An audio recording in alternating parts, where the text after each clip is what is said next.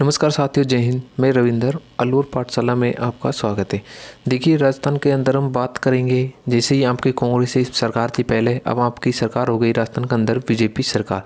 लेकिन उससे पहले जो राजस्थान यानी कि कांग्रेस सरकार थी, उसके जो कुछ नियम थे और कुछ उसके बातें रखी गई थी कि क्या क्या इनको होने वाला है, तो इन बातों पर आप विशेष ध्यान दीजिए।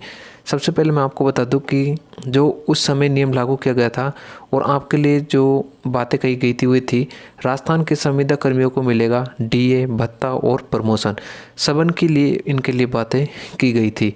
उसके बाद देखो, यानी कि कॉन्ट्रैक्ट वर्कर्स को नियम क्या क्या बनाए गए थे, एक बार आप इनको देख लीजिए। मैं आपको जब की बात बता रहा हूँ, जब इनकी अपडेट रखी गई थी, यानी कि कांग्रेसी सरकार के तहत। जैसे कि जयपुर से ये खबर है कि राजस्थान की कांग्रेस सरकार ने राज्य के 1 लाख से अधिक संविदा कर्मियों के लिए खुशखबरी दी है। राज्य सरकार ने उसको नियमित करने की घोषणा कर दी है। हालांकि अभी ये तय बाकी होना है कि इनमें सरकार किनको संविदा कर्मी मानेगी और किसे छोड़ेगी, ये कुछ भी स्पष्ट नहीं है। यदि सरकार इन कर्मचारियों को नौकरी में कोटा तय करती है तो इनमें संविदा कर्मियों में उनकी संख्या बेहद कम होगी। उसके बाद नेक्स्ट है, राज्य सरकार की ओर से सीधे कॉन्ट्रैक्ट पर रखे गए कर्मचारी भी सरकार के संविदा कर्मी हैं। इसके अलावा ठेकेदार कंपनी के माध्यम से रखे गए कर्मचारी भी संविदा के रूप में सरकार के विभिन्न विभागों में लगे जो कंपनी की ओर से रखे गए हैं, उनके लिए भी घोषणा की गई है। इनके लिए कई बातें रखी गई है, जैसे कि नौकरी पक्की हो जाएगी पर अन्य लाभों से वंचित रहेंगे। इसके लिए क्या अपडेट इन्होंने कहा है, ये भी आप देख लीजिए। जैसे कि दरअसल कॉन्ट्रैक्ट के 1 लाख से ज़्यादा कर्मचारियों को सीधे नियमित करना फिजिबल नहीं है। ऐसे में मानदेय बढ़ाकर सरकार फिक्स पे में स्थायी कर सकती है, जो कि विभिन्न विभागों में कर्मचारियों की नियुक्ति ठेके पर है।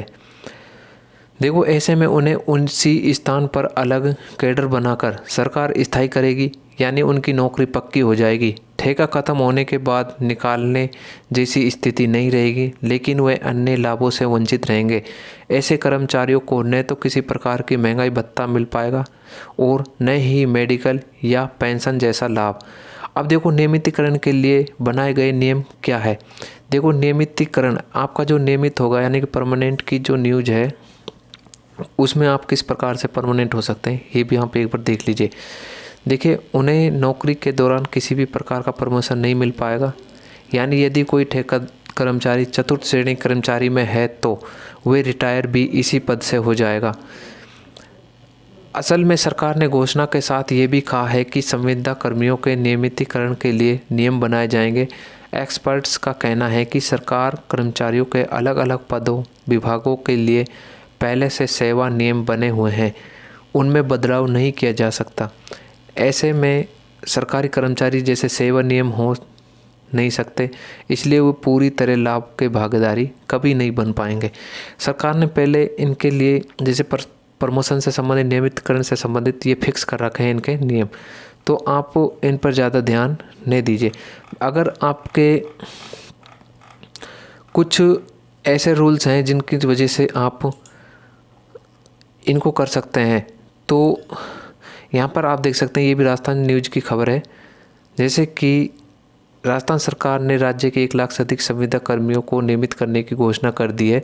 राज्य सरकार ने संकेत दिए हैं कि नई भर्ती में संविदा कर्मचारियों को प्राथमिकता देते हुए उन्हें एडजस्ट किया जाएगा। उसके 2 तरीके हो सकते हैं, उन्हें आरक्षण देकर या कुछ बोनस रूप में देकर।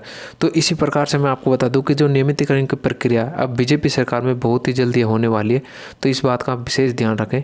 तो ये आज की अपडेट आपकी रही है। अगर इससे संबंधित कोई अपडेट आती है तो मैं सबसे पहले आपको इन्फॉर्म करूँगा। तो मिलते हैं तब तक की नेक्स्ट वीडियो में नेक्स्ट अपडेट के साथ। जय हिंद।